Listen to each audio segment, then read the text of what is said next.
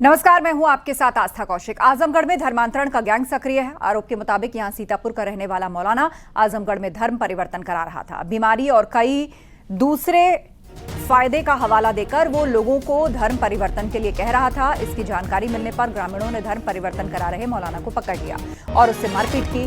बाद में पुलिस के हवाले कर दिया। आरोपी मौलाना जेल में बंद बलरामपुर के झंगुर गैंग का सदस्य बताया जा रहा है। पुलिस अब आरोपी को हिरासत में लेकर सख्ती से पूछताछ कर रही है। तो पिटाई करने के बाद लोगों ने उसे पुलिस को सौंप दिया। इस मौलाना को कहा जा रहा है कि ये झंगुर गैंग का सदस्य है। 25 लोग फेरी का कार्य करते हैं और ये फेरी का कार्य जो करते हैं लोग, वही लोग गांव से बहला फुसला के लाते हैं और जिसको ये मासूम लोगों को धर्म परिवर्तन के लिए प्रेरित करता है, यही कार्य करता है। कहाँ गया तुम्हारा? सीतापुर से आके यहाँ कार्य करता है। जब ऐसे अत्याचारियों, ऐसे कठमुल्लों का जब अत्याचार बढ़ा, तब हिंदू एकत्रित होकर ऐसे कुकर्मियों का नाश करने का कार्य किए हैं और इनका भी नाश होगा। ऐसे पूछताछ होगी। इनका कनेक्शन कहाँ से आ रहा है, कहाँ से इतना पैसा इसके साथ। हमारे सहयोगी अभिषेक उपाध्याय फोन लाइन पर जुड़े हैं। अभिषेक, अभी तक क्या पुलिस या कार्रवाई इस मामले में हुई है?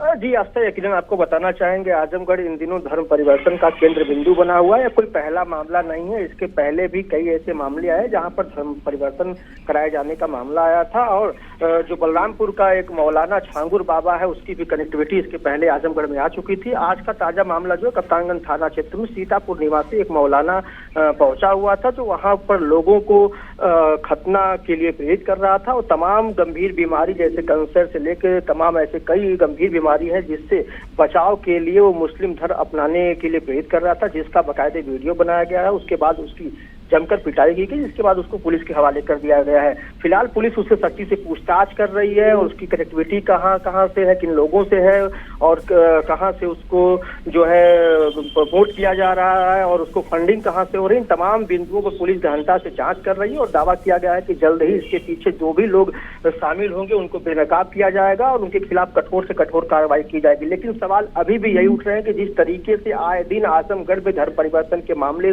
सामने आ रहे हैं, सरकार पूरी तरीके से सख्त दिखाई दे रही, बावजूद इसके आजमगढ़ की पुलिस जो है सूचना पर पहुंचती है, उसको अन्य लोगों से, स्थानीय लोगों से सूचना मिलता है, संगठन के लोगों से सूचना मिलता है, लेकिन जो उसका लोकल यूनिट होता है, यहाँ की लाइव होती है, स्थानीय पुलिस होती है, उसको भनक तक से नहीं लगती है। तो यही सवाल बार बार खड़े हो रहे हैं कि आखिर पुलिस कर क्या रही है धर्मांतरण को रोकने के लिए।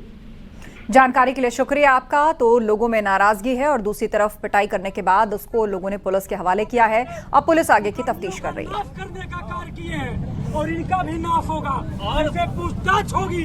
इनका कनेक्शन कहाँ से? हाथरस में बारह वफात पर जुलूस में तिरंगे का अपमान मामले में पुलिस ने 2 आरोपियों को गिरफ्तार किया। इसमें तिरंगे पर अशोक चक्र की जगह लिखा था या रसूल अल्लाह। इसका वीडियो वायरल होने के बाद पुलिस ने कार्रवाई करते हुए 2 युवकों इरफान और अमीर को गिरफ्तार किया।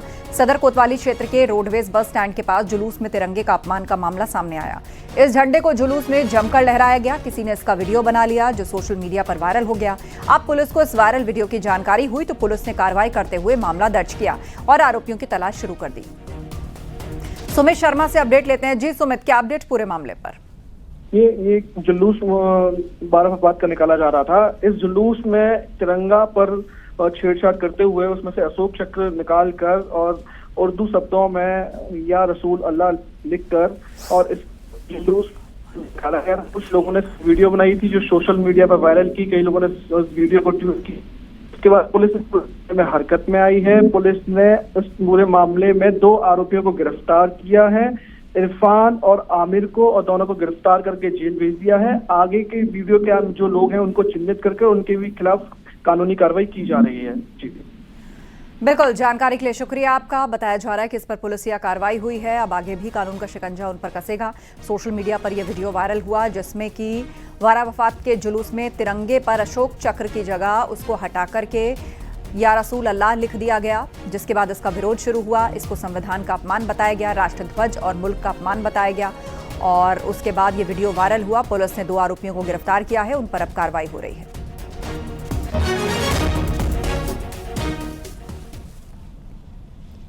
नोएडा में महागुन मॉडर्ना सोसाइटी में विवाद नहीं थम रहा। गुस्साए लोगों ने अपार्टमेंट ओनर्स एसोसिएशन यानी कि एओए ऑफिस में आकर हंगामा किया और इसी दौरान एक शख्स ने एओए अध्यक्ष और उपाध्यक्ष के मुंह पर स्याही भी फेंकी और वहां से भाग गया। पुलिस को मामले की शिकायत की गई।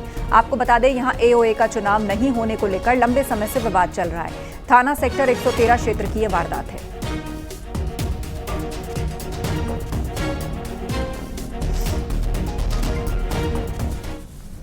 दिल्ली में लाल किला परिसर से कलश चोरी के आरोपी को पुलिस ने गिरफ्तार कर लिया। दिल्ली पुलिस ने हापुड़ में छापेमारी कर उसे गिरफ्तार किया। आपको बता दें, लाल किले के सामने परिसर में चल रहे जैन धर्म के कार्यक्रम में करीब 1 करोड़ रुपए का कलश चोरी हुआ और इस घटना का सीसीटीवी फुटेज भी सामने आया, जिसके आधार पर आरोपी की पहचान हुई। आरोपी का नाम भूषण वर्मा है और ये बताया जा रहा है कि भूषण वर्मा दिल्ली में किसी सराफ व्यापारी के यहाँ काम करता था। फिलहाल दिल्ली पुलिस भूषण वर्मा को अपने साथ ले गई है।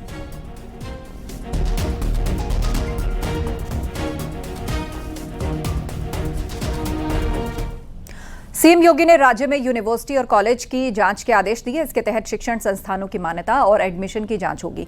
इसके लिए सभी जिलों में विशेष जांच टीम बनेगी। टीम में पुलिस और प्रशासन के सीनियर अफसर और शिक्षा विभाग के अधिकारी शामिल होंगे। साथ ही संस्थानों से शपथ पत्र लिया जाएगा कि वो केवल मान्यता प्राप्त कोर्स चलाएंगे। बिना मान्यता वाले कोर्स पर संस्थान पर सख्त कार्रवाई होगी। इसके अलावा उन्हें छात्रों को पूरा शुल्क ब्याज समेत लौटाना होगा। टीम 15 दिन में शासन की रिपोर्ट सौंपेगी। कमिश्नर जांच पर सीधी निगरानी रखेंगे।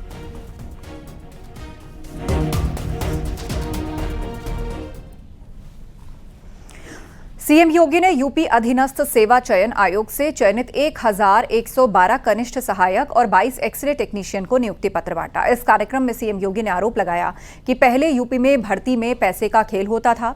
एक शख्स 8 जगह से पैसे लेता था। परिवार के लोग पैसे लेकर भर्ती करते थे। सीएम योगी ने कहा कि पहले किसान आत्महत्या को मजबूर था, व्यापारी असहाय था, पर्व और त्योहारों पर दंगे होते थे, लेकिन पिछले 8 सालों में बीजेपी सरकार में हालात बदल गए हैं।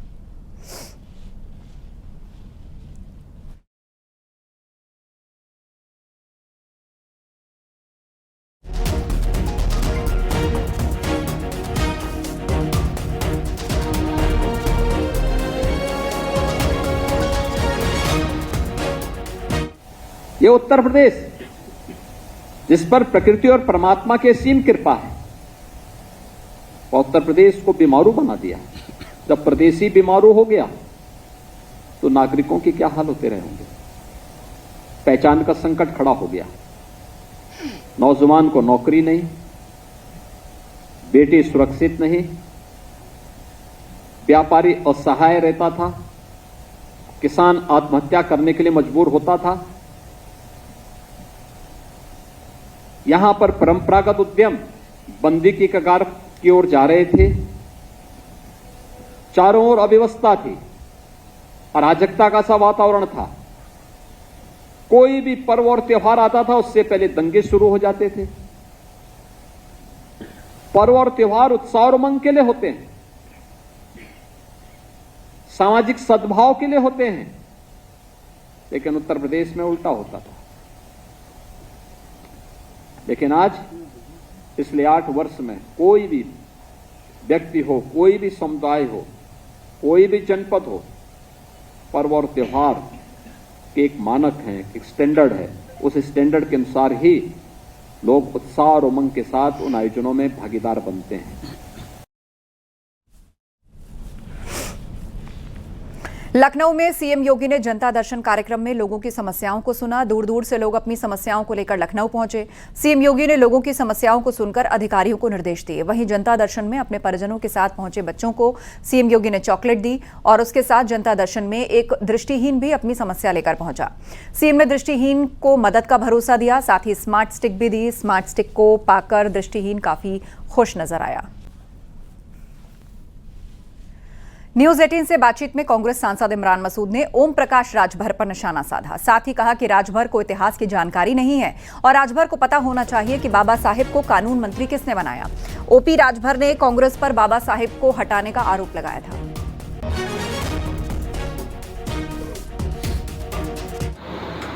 उनको इतिहास का ज्ञान है या नहीं है? बाबा साहेब को कानून मंत्री किसने बनाया था?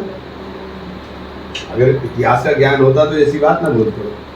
तो चुनाव हराने का आरोप तो कांग्रेस पे ही लगाने लगा था। चुनाव में उनको मंत्री किसने बनाया था ना? उनको मंत्री कौन बना रहा था भाई?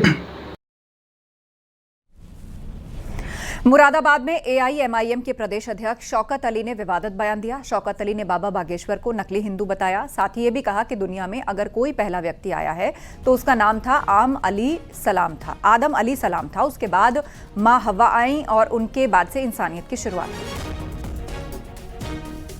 लगता है कि ये नकली हिंदू है। धीरेन्द्र शास्त्री जो है, देखिए इस दुनिया में सबसे पहला शख्स अगर कोई आया तो उसका नाम था आदम अलैहिस्सलाम।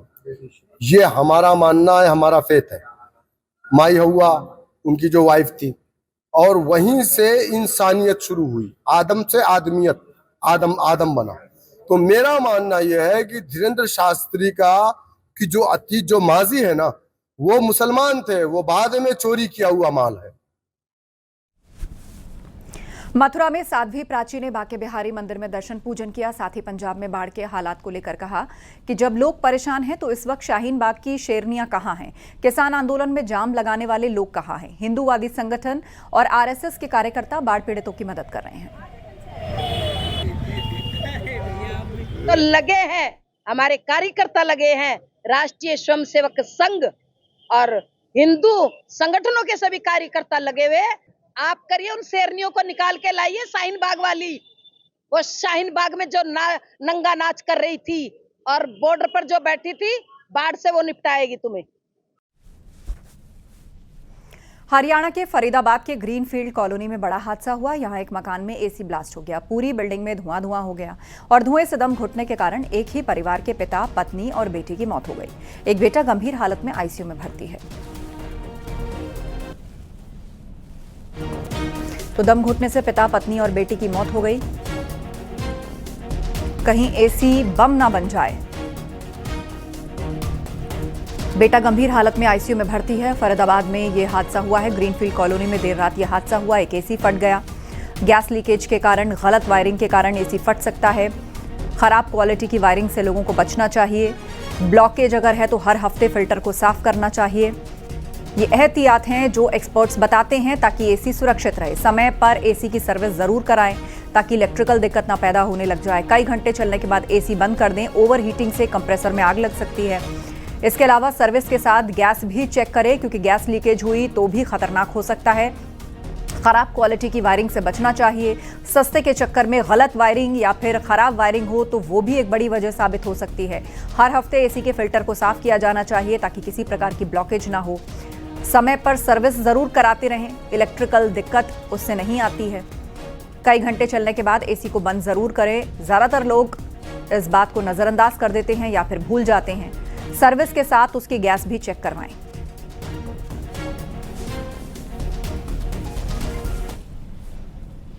बुलंदशहर में बारिश के कारण 3 मंजिला मकान भरभराकर गिर गया। मलबे में घर का सामान दबा। जेसीबी मशीन की मदद से रेस्क्यू कर मलबे को हटाने का काम किया जा रहा है। गनीमत रही कि हादसा जब हुआ उस वक्त घर में कोई मौजूद नहीं था। करीब 80 साल से परिवार मकान में रह रहा था।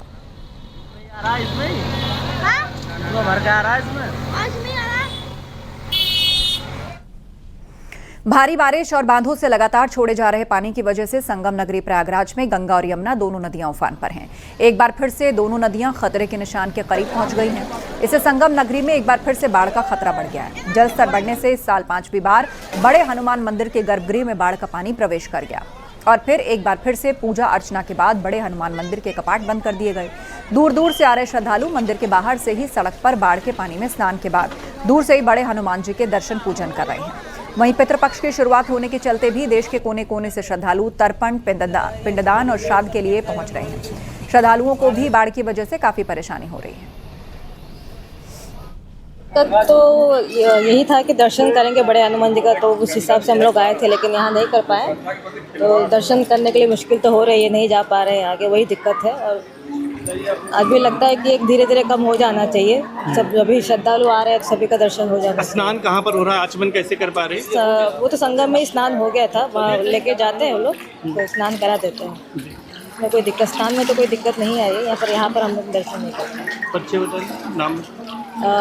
मैं राजश्री, बॉम्बे से, राजश्री झा, बॉम्बे। संगम नगरी प्रयागराज में एक बार फिर से गंगा और यमुना नदियां उफान पर हैं और इसके चलते एक बार फिर से बड़े हनुमान मंदिर के गर्भगृह में बाढ़ का पानी प्रवेश कर गया है। शुक्रवार देर शाम यहां पर गंगा और यमुना नदियों ने पहुंचकर बड़े हनुमान जी को अभिषेक कराया है और आप देख सकते हैं पूरा जो हनुमान मंदिर का कॉरिडोर है वो जलमग्न है और जहां दूर तक आपकी नजर जाएगी वहां पर पानी ही पानी नजर आएगा। और ये हनुमान मंदिर का मेन गेट है जिसके सामने डीप वाटर बैरिकेडिंग लगाई गई है। श्रद्धालुओं की जो आस्था है उसके चलते सड़क पर जहाँ पर बाढ़ का पानी भरा हुआ है वहाँ पर लोग आस्था की डुबकी लगा रहे हैं, यहीं से गंगा जल भरकर लेकर जा रहे हैं, बाहर से हनुमान जी के दर्शन कर रहे हैं। आप देख सकते हैं कि यहाँ पर लोग जो यहाँ पर सीढ़ियाँ बनी हुई हैं यहीं पर दुग्धाभिषेक कर रहे हैं, यहाँ पर जलाभिषेक कर रहे हैं और बड़े हनुमान जी की पूजा अर्चना कर रहे हैं। लोगों की आस्था में किसी तरह की कमी नहीं है। खतरे को देखते हुए जिले प्रशासन भी पूरी तरह से अलर्ट है। एनडीआरएफ, एसडीआरएफ और जल पुलिस की तैनाती कर दी गई है। 88 जो बाढ़ चौकियां बनाई गई हैं उन्हें अलर्ट मोड में रखा गया है। इसके साथ साथ 26 जो बाढ़ राहत शिविर बनाए गए हैं उनको भी अलर्ट कर दिया गया है। और वक्त एक ब्रेक का है, जल्द लौटेंगे। आप देख रहे हैं न्यूज़ 18 उत्तर प्रदेश उत्तराखंड। आप देख रहे हैं न्यूज़ 18 उत्तर प्रदेश उत्तराखंड।